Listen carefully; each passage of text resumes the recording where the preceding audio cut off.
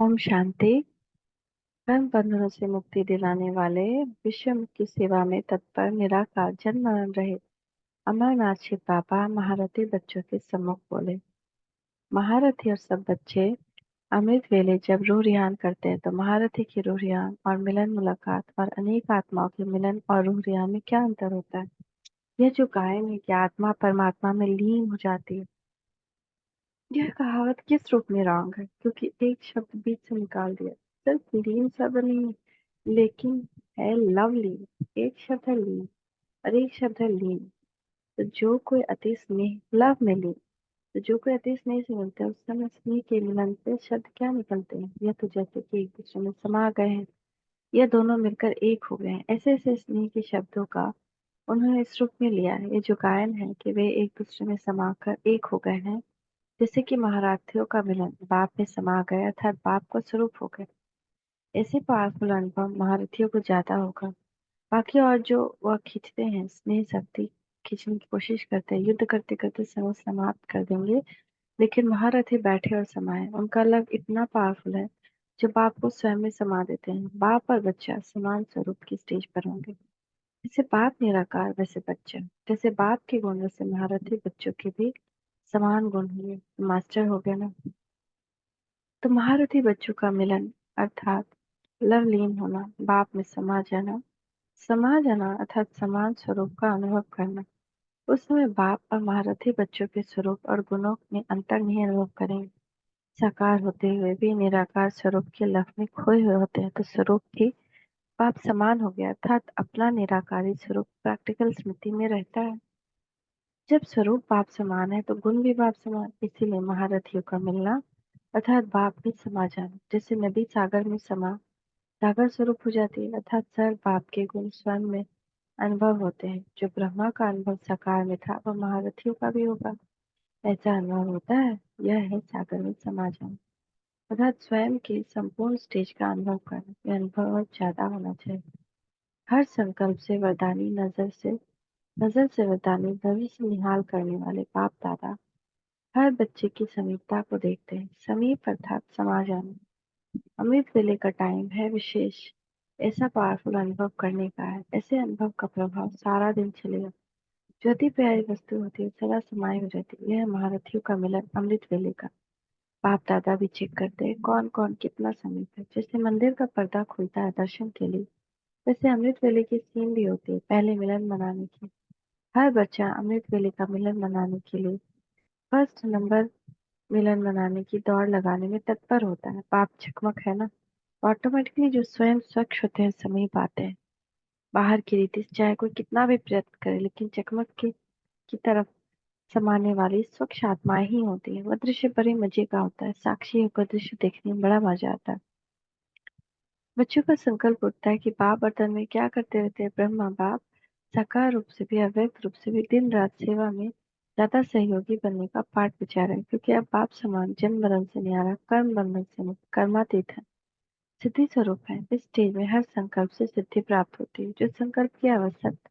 इसलिए चारों ओर संकल्प के सिद्धि रूप में सहयोगी है। वाणी के संकल्प की गति तीव्र होती है। साकार से आकार की गति तीव्र है। संकल्प से सेवा का पाठ है, वह भी सत्संकल्प शुद्ध संकल्प। आपकी है ज्यादा वाणी द्वारा सेवा, मनसा से भी है लेकिन ज्यादा वाणी। लेकिन ब्रह्मा बाप की अब सत्संकल्प की सेवा है तो तीव्र गति की होगी ना। तभी सेवा का पाठ ही चल रहा है। सेवा के बंधन से मुक्त नहीं है, कर्म बंधन से मुक्त है।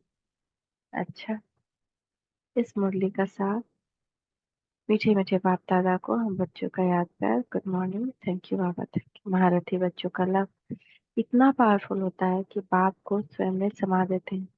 उस समय बाप और महारथी बच्चों के स्वरूप और गुणों में कोई अंतर अनुभव नहीं होता। ओम शांति, ओम शांति, ओम शांति।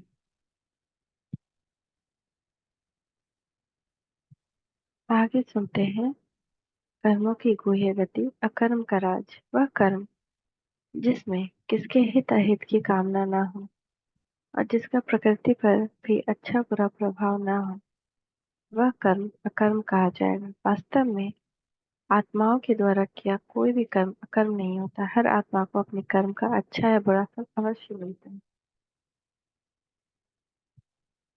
निराकार परमात्मा ही एक ऐसी सत्ता है जिनके द्वारा किए गए कर्म अकर्म होते हैं, क्योंकि वह जन्म मरण के चक्र से ज्यादा सदा निराकार है। इसलिए कोई भी कर्म उसको प्रभावित नहीं कर सकता। वास्तव में परमात्मा कर्मों को अकर्म न कहकर सुकर्म ही कहा जाएगा, क्योंकि परमात्मा विषय कल्याणार्थ अवतरित होते हैं और कर्म करते हैं, परंतु वे इसका फल नहीं भोगते, इसीलिए उनके कर्मों को अकर्म कह सकते हैं। परमात्मा के द्वारा किए गए कर्मों के अकर्म होने का कारण है परमात्मा निराकार ज्ञान के सागर, जिसके कारण वे निष्काम या भोक्ता है। अन्य किसी भी आत्मा को अभोक्ता नहीं कहा जा सकता। कोई भी आत्मा निष्कामी भी नहीं हो सकती। हर आत्मा को जाने अनजाने अपने कर्म का फल अवश्य मिलता है। और देखा जाए तो जो भी देहधारी है, उनके कर्म के पीछे सूक्ष्म रूप से कामना निहित ही रहती है।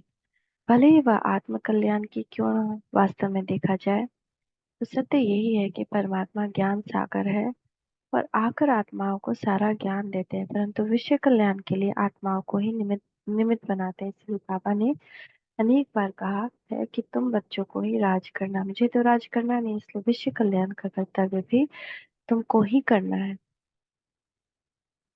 सत्युग त्रेता में आत्माओं में देह भान होता है, लेकिन देहाभिमान नहीं होता, जिसके कारण आत्मा का देह पर शासन होता है।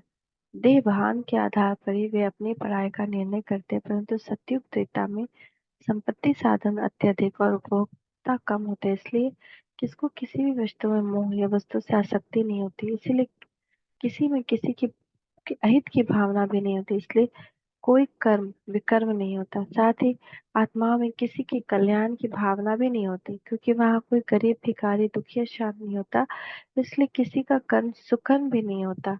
इस प्रकार वहां न विकर्म होता है न सुकर्म, इसीलिए वहां के कर्मों को बाबा ने अकर्म कहा है। यदि अंतर्दृष्टि से देखें तो वहां देवताओं की प्रारब्ध धीरे धीरे कम होती जाती है, आत्माओं की कलाएं भी कम होती जाती है, इसलिए कर्म का उपभोग का प्रभाव तो होता है, लेकिन बहुत सूक्ष्म। वहां आत्माएं संगम पर किए कर्मों के फल और परमात्मा से मिले वर्षे का उपभोग करती है, इसलिए उनके कर्म को अकर्म कहा जाता है। बाप कर्म अकर्म विकर्म की गति समझाते हैं। सत्युग में बुरे कर्मों का नाम भी नहीं होता। यहाँ तो अच्छे बुरे दोनों प्रकार के कर्म होते हैं, इसीलिए सुख और दुख दोनों है। साकार बाबा 1 फरवरी 2005 रिवाइज्ड। क्या सत्युग के कर्मों को अच्छे कर्म कहेंगे? हाँ। यदि हाँ तो क्यों और कैसे? यदि नहीं तो क्यों? यदि नहीं तो सत्युग के कर्मों को क्या कहेंगे? नहीं, क्योंकि वहाँ अच्छे बुरे दोनों का प्रश्न ही नहीं, क्योंकि अच्छे कर्म से आत्मा कल्याण और चरित्र कला होती है और बुरे कर्म से दुख होता है। सत्युग में ये दोनों बातें नहीं, इसलिए वहाँ के कर्मों को न अच्छा कहा जा सकता न बुरा। वहाँ के कर्मों को सामान्य कर्म या व्यवहारिक कर्म कहा जाएगा, जिनको बाबा ने सुकर्म विकर्म की तुलना में कर्म कहा है। थैंक यू बाबा, थैंक यू। ओम शांति, ओम शांति, ओम शांति।